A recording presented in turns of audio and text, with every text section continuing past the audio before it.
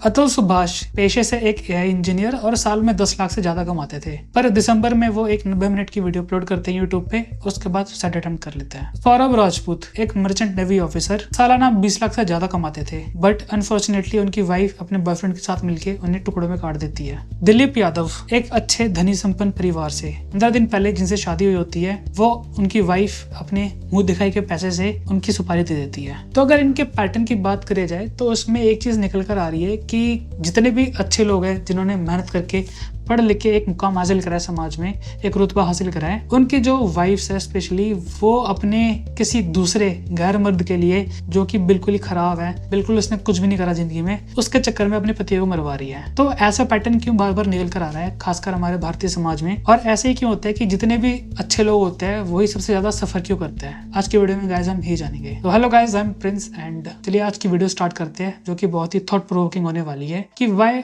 Good guys always lose. तो चलिए शुरू करते हैं। देखिए, हमारे समाज में एक तरह की परसेप्शन है कि आप पढ़ोगे लिखोगे और उसके बाद एक अच्छी नौकरी पाओगे तो ऑटोमेटिकली अच्छे लोग आपके साथ आके जुड़ेंगे और आपको सारी चीजें भी मिलेंगी। बट जब हम रियलिटी में जाते हैं, जब हम जॉब पे जाते हैं, जब हम समाज में असल लोगों से मिलते हैं, तो हमें पता लगता है कि रियलिटी वैसी तो नहीं है जैसे हमें बताई गई थी कि प्यार से रहो, खुश मिल के रहो और सबके साथ भाईचारे से रहो। यहाँ पे लड़ाई भी है एंड यहाँ पे लोग एक दूसरे की कहीं ना कहीं जान लेने में भी लगे रहते हैं ताकि वो अपना जो एजेंडा है वो आगे बढ़ा पाए। सो ऐसी एक फैलेसी है कि हमें तो समाज ने एक पीस, एक शांति के लिए प्रिपेयर करा हुआ है, बट जो असल लाइफ है वो एक लड़ाई की होती है। देखिए, स्कूल में जब हम होते थे तो हम एक गुड मार्क्स के लिए, गुड ग्रेड्स के लिए कम्पीट करते थे एंड वहां तक थी बात, वहां तक खत्म हो जाती थी। बट रियलिटी में ऐसा नहीं होता। जब लोग नौकरी में आते हैं, जब लोग अपने काम पेशे पे आते हैं, तो वहाँ पे वो देखते हैं कि जो बाकी के लोग हैं वो भी कम्पीट कर रहे होते हैं एंड जो चीज दांव पर होती है वो है लोगों का सर्वाइवल। लोग अपने सर्वाइवल के लिए कुछ भी कर सकते हैं, किसी भी हद तक जा सकते हैं एंड अपने गोल्स को पाने के लिए बाय हुक और बाय क्रुक कोई भी मेथड अपना सकते हैं। एंड ऐसे ही होता है कि समाज में जो कुछ लोग होते हैं जो कि कुछ कामयाबी नहीं अचीव कर पाते एंड बेसिकली काफी कम होते हैं, तो वो दो रास्ता अपनाते हैं। या तो वो इस चीज को एक्सेप्ट करते हैं एंड अपना जो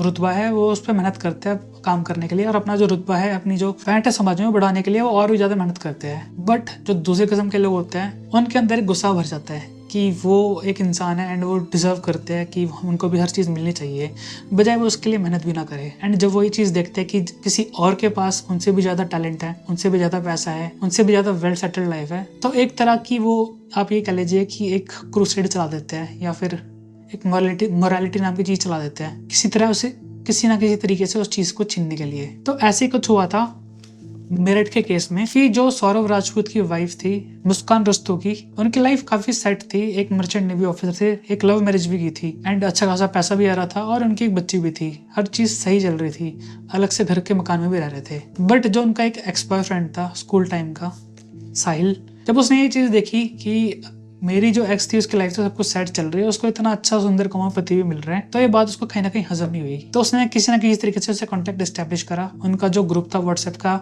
स्कूल एलुमनाई का, उसके थ्रू वो उसके घर पे पैड बनाता है। फिर धीरे धीरे उससे बात स्टार्ट करते हैं पुराने टाइम की, जब वो स्कूल में होते थे। तो देखिए, जब भी हम कभी अपने स्कूल की यादें देखते हैं तो वो हमें काफी ज्यादा इमोशनल कर देती है एंड हम चाहते हैं कहीं ना कहीं कि हमने जो टाइम बिताया था स्कूल टाइम में वो कहने की किसी तरीके से लौट के आ जाए। और ये बात जो साहिल था उसको भी पता थी। फिर उसने धीरे धीरे क्या करा कि जो उसकी वाइफ थी सौरभ राजपूत की, उसको से छीनने की कोशिश करी। एंड बेसिकली लोग यही करते हैं कि जितने भी स्पाउस होते हैं वो उसको छीन लेते हैं, जिनको इंग्लिश में कहते हैं स्पाउस स्टीलर, बिकॉज वो अपनी जो कामयाबी है अगले की वो अच्छे से देख नहीं पाते ना उसको बचा पाते। बट हालांकि इतना भी काफी नहीं था सौरभ से उसको अलग करने के लिए। फिर उसने एक नया हथकंडा अपनाया एंड वो था उस रिलेशनशिप में नशों को इंट्रोड्यूस करना। उसने पहले धोखे से मुस्कान को दारू पिलाई एंड जैसे मुस्कान को उसकी थोड़ी सी लत लगी तो उसने उसकी डोज बढ़ा दी। फिर धीरे धीरे जो नशे थे उनका लेवल और बढ़ता चले गया। फिर उसको वो गांजे, हेरोइन, चरस तक ले गया। एंड इससे क्या हुआ कि जो मुस्कान थी उसका जो परसेप्शन था कि उसकी घर गृहस्थी सब बढ़िया चल रही है और वो क्यों किसी एक लूजर के साथ जाना चाहेगी जिसके पास अपनी कोई नौकरी भी नहीं है, वो क्यों ही जाना चाहेगी, नौकरी भी नहीं है तो वो उससे क्यों अपनी दोस्ती बढ़ा कर रखेगी। बट जैसे जैसे उसने नशों को इंट्रोड्यूस कराया तो जो रियलिटी थी वो कम होती चली गई एंड जो परसेप्शन था मज़े वाला, हर चीज़ में मज़ा आ रहा है एंड ये जिंदगी बस ऐसे चलती रहेगी बिना किसी रियलिटी चेक के, तो मुस्कान इसका शिकार होगी। तो इसमें मैं ये तो नहीं कहूँगा कि मुस्कान पूरी तरीके से इनोसेंट थी या मुस्कान ने कोई गलती भी नहीं की थी, बट जब अगर हम इस पूरे केस को इन्वेस्टिगेशन करते हैं तो उसमें जो सबसे बड़ा दोषी निकलता है वो है उसका ex boyfriend Sahil. And moral of the story निकल के आती है इस पूरी कहानी से कि सोशल इंटेलिजेंस पढ़ाई लिखाई से नहीं आती। समाज एक तरह का जंगल है जहाँ पे कई तरह के जीव जंतु भी रहते हैं, कुछ अच्छे भी होते हैं, कुछ खूंखार भी होते हैं, कुछ बहुत ही ज़्यादा खराब भी होते हैं। एंड आपको परखना भी आना चाहिए कि कैसे कैसे समाज में लोग हैं और कैसे उनके साथ उठाया बैठा जा सकता है। एंड इसको एक ही तरीके से आजमाया जा सकता है कि आप अपनी किताबी जो ज्ञान है उसको छोड़ के समाज में और घुलना मिलना स्टार्ट करें, अपने घर से निकले, अपने कंफर्ट से निकले और बहुत सारे हर तरीके के लोगों से मिले, ताकि आपको एक परसेप्शन मिल जाए कि समाज में किस तरह के लोग होते हैं। एंड हमेशा प्रैक्टिकल नॉलेज ही काम आती है बजाय किताब के। सौरभ राजपूत को इसके साइंस मिल गए थे जब उसको पता लगा था कि 2021 में उसकी वाइफ का अफेयर है एंड उसने डिवोर्स भी फाइल कर दिया था। बट आपको भी पता है कि प्यार कभी कभी लोग इसका गलत इस्तेमाल भी करते हैं, एक टूल की तरह इस्तेमाल करते हैं। एंड जो घर वाले थे सौरभ राजपूत के, उन्होंने ये इल्ज़ाम लगाया था कि सौरभ की कमाई से उसकी वाइफ के साथ साथ जो उसके ससुराल वाले हैं वो भी पैसा खा रहे थे प्रॉपर पूरी तरीके से। एंड उसको कहीं ना कहीं अफेयर के बारे में भी पता था। एंड जब सौरभ ने इस चीज़ से निकलने की कोशिश करी तो उसको इमोशनली ब्लैकमेल करके, इमोशनली अटैच करके कि यस कि वो एक प्यार का नाटक कर रही है, उसको अपने साथ ही रखा। बट अनफॉर्चुनेटली जो सौरभ का गुड नेचर था वही उसके ऊपर भारी पड़ गया और उसकी अच्छाई का इतना गलत फ़ायदा उठाया कि उसको मौत के घाट उतार दिया। और आज भी उन दोनों को कोई गिला शिकवा भी नहीं है जो उन्होंने करा था। जब मैं अर्थशास्त्र पढ़ रहा था, जो कि 2000 साल पहले आचार्य चाणक्य जी ने लिखी थी, तो उसमें एक बड़ी अच्छी कहानी थी कि एक राजा आता है अपनी प्रजा से मिलने के लिए। एंड जब वो जा रहा होता है तो एक ब्राह्मण पीछे से आवाज लगाता है और वो जोर से कहता है कि दोस्त मुझे तो देखो, मेरी बात तो सुनो, हम कभी एक टाइम पे साथ रहते थे, हमने जीने मरने की कसमें खाई थी और आज तो मुझे देख नहीं रहे। तो जो राजा होता है वो उसको इग्नोर करके चला जाता है एंड उसको इस बात का काफी बुरा लगता है। उस ब्राह्मण के पास एक मंत्री आता है तो वो पूछता है कि बेटा क्या बात होगी। तो वो बताता है कि ऐसे ऐसे कि हम बचपन में दोस्त होते थे पर आज वो मुझे पहचानने से ही मना कर रहे हैं, तो ऐसा क्यों है। तो मंत्री उसको एक बात समझाता है कि जितने भी रिलेशनशिप, फ्रेंडशिप, शादियाँ, जितने भी बंधन होते हैं ये बराबर के लोगों के में ही होते हैं। एंड ये बात आज से 2000 साल पहले चाणक्य जी कह गए थे अपनी किताब में। और ये बात अगर हमें लग रहा है कि टेक्नोलॉजी या फिर अब हमने मारना बंद कर दिया लोगों को, अब लड़ाइयाँ होती नहीं है, तो इस करके हमारा जो नेचर है हमने उस पर काबू पा लिया है, तो ये आप बहुत ही ज्यादा अगर सपनों की दुनिया में जी रहे हो। ऐसे कुछ हुआ था सौरभ के साथ जब उनके जो दोस्त थे उन्होंने इंटरव्यू में बताया था न्यूज चैनल के कि जो उसकी पसंद थी मुस्कान, घर वाले उसके खिलाफ थे स्पेशली। एंड उन्होंने एक बात भी उजागर की थी कि जो मुस्कान था उसका जो परिवार था वो थोड़ा कम पैसों वाला था, थोड़े गरीब घर के थे। तो ये ऐसी बातें मैं नहीं कर रहा एंड ऐसी बातें उसके दोस्त ने बताई थी। तो क्या होता है कि जब सौरभ उसको पसंद कर लेता है, उसे शादी भी कर लेता है, तो वो जब मुस्कान आती है तो उसकी आंखें चौंधिया जाती है। और न्यूज मीडिया रिपोर्ट्स में ये बात निकल कर आ रही है कि जो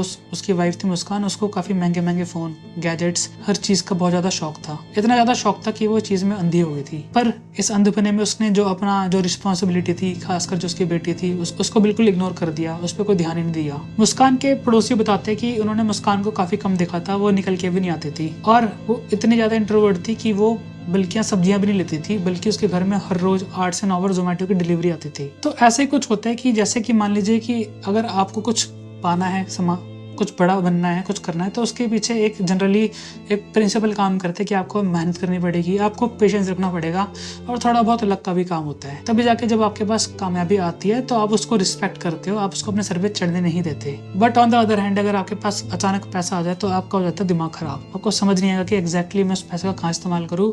एंड वो पैसा जितना जल्दी आता है उससे ज़्यादा जल्दी वो चला जाता है और साथ में अपने पीछे दुश्मन भी छोड़ जाता है। और सेम चीज़ अप्लाई होती है रिलेशनशिप में या कहीं शादियाँ होती है। तो जनरली ये देखा गया है कि कोई अगर मान लीजिए कि कोई ऊंचे तबके का कोई इंसान है, अगर वो किसी थोड़े से नीचे तबके की दूसरे इंसान से शादी कर लेता है, तो जनरली ये होता है कि जो ऊंचे तबके वाला इंसान है वो हाई चीज़ को डिमांड करते हैं क्योंकि उसको उस चीज़ की हमेशा से लत लग चुकी होती है। और अगर आपको लगता है कि हम किसी तरह से समझा बुझा लेंगे, तो देखिए जो 20-21 साल की जो परवरिश होती है वो 20-21 दिन में खत्म नहीं हो जाती। एंड फिर जब रियलिटी हिट करती है कि जब प्यार का जो क्या कहते हैं भूजब उतरता है, जब रियलिटी हिट करती है कि यस अब रिस्पॉन्सिबिलिटी लेने का टाइम आ गया है, तब वहां से लड़ाइयाँ स्टार्ट हो जाती है। एंड ये one of the major reason है कि वाई जो लव मैरिजेस है उसमें डिवोर्स बहुत ज़्यादा हो रहा है आजकल, क्योंकि प्रैक्टिकली इस चीज़ को सोचते हुए नहीं है। एंड इसका अगर आपको लग रहा है कि जेंडर से कुछ है कि हमेशा लड़कियां ही करती है, आदमी तो कर नहीं सकते, तो देखिए ये भी बहुत ज़्यादा गलत बात है। ये हर चीज़ में अप्लाई होती है, चाहे आप दोस्ती की बात कर लो, चाहे आप किसी से रिलेशनशिप की बात कर लो, चाहे भले शादी की बात कर लो, इसका जेंडर से कोई भी नाता नहीं होता और हमेशा ऐसा होता ही आ रहा है। अगर आपको याद हो तो कुछ टाइम पहले स्कूलों में एक ऐसा सिस्टम होता था कि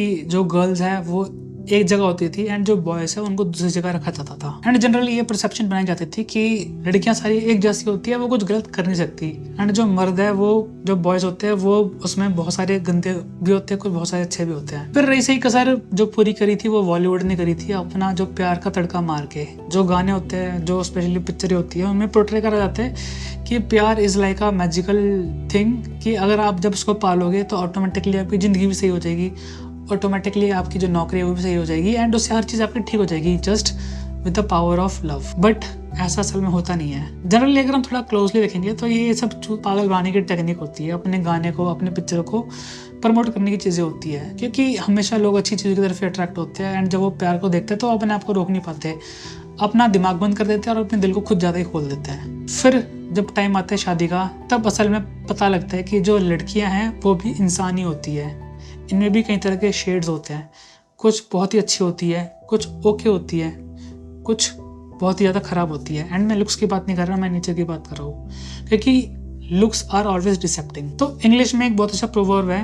कि first impression is the last impression, and 99.99% लोग इस चीज़ को हमेशा गलत वे में ले जाते हैं। तो देखिए, एक इंसानी फितरत होती है कि जब भी हम किसी से पहली बार मिलते हैं तो हम हमेशा ये दिखाना चाहते हैं कि हमारे अंदर क्वालिटीज़ हैं, जैसे कि सच बोलना, अच्छे विचार, सादा जीवन। एंड जनरली लोग इसमें इतने सक्सेसफुल होते हैं कि जो हमारी पहली परसेप्शन होती है, उनके अच्छे कपड़े देख के, उनकी अच्छी बातें सुन के, तो हम जनरली ये सोच लेते हैं कि वो अपनी ज़िंदगी में भी ऐसे ही जी रहे होते हैं। बट रियलिटी निकल कर आती है कि जब शादियाँ हो जाती है, जब कुछ टाइम निकलता है रिलेशनशिप में, भले ही वो शादी का हो या वो दोस्ती का हो, तब पता निकल कर आते हैं कि यस एग्जैक्टली ये पर्सन कितना ज़्यादा डिफरेंट है जब हमने इनको फर्स्ट टाइम देखा था। एंड यही सेम चीज़ होती है गर्ल्स के केसेस में भी। देखिए, यूट्यूब पे एक ट्रेंड बन चुका है कि जब से ये केस आया तो सारे यूट्यूबर्स एक तरह के एक के बाद एक वीडियो डाले जा रहे हैं कि हम शादी नहीं करेंगे, सारी लड़कियां एक जैसे ही होती है। तो देखिए, इसका जेंडर से कुछ लेना देना नहीं होता। एंड जो ये रूल है, first perception is the last perception, ये हर जेंडर पे अप्लाई होता है, खासकर स्पेशली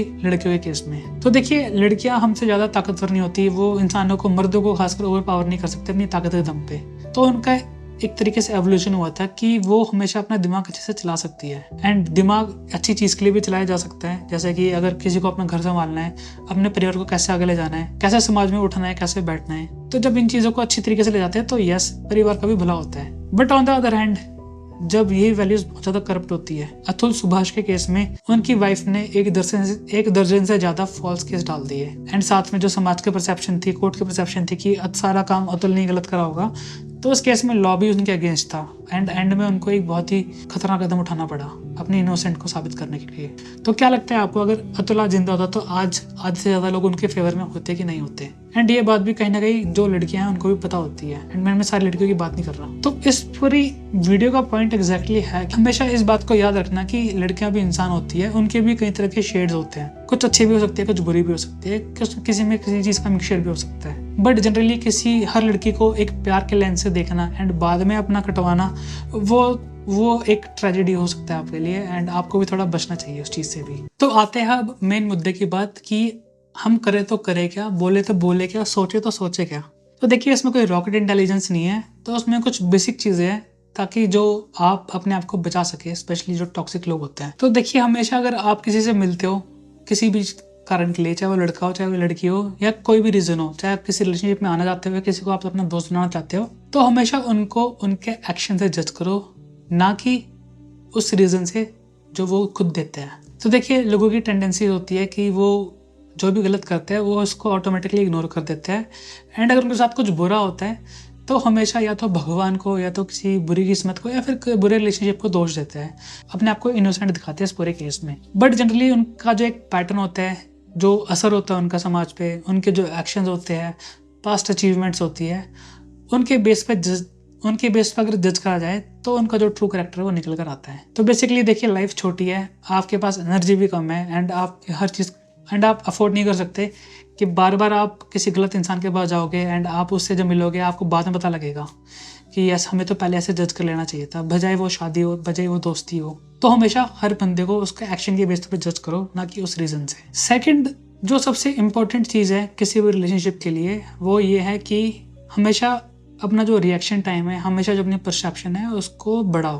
तो देखिए, हम किसी भी खूबसूरत इंसान से फर्स्ट टाइम मिलते हैं तो हम बेसिकली ये अज्यूम कर लेती कि अगर एक इंसान ज़्यादा सुंदर है, एक इंसान ऊंची पोस्ट पर है, तो उसमें सारी अच्छी क्वालिटीज़ होंगी कि वो ईमानदारी भी होगा, वो अच्छा भी होगा, वो झूठ तो बोलेगा ही नहीं।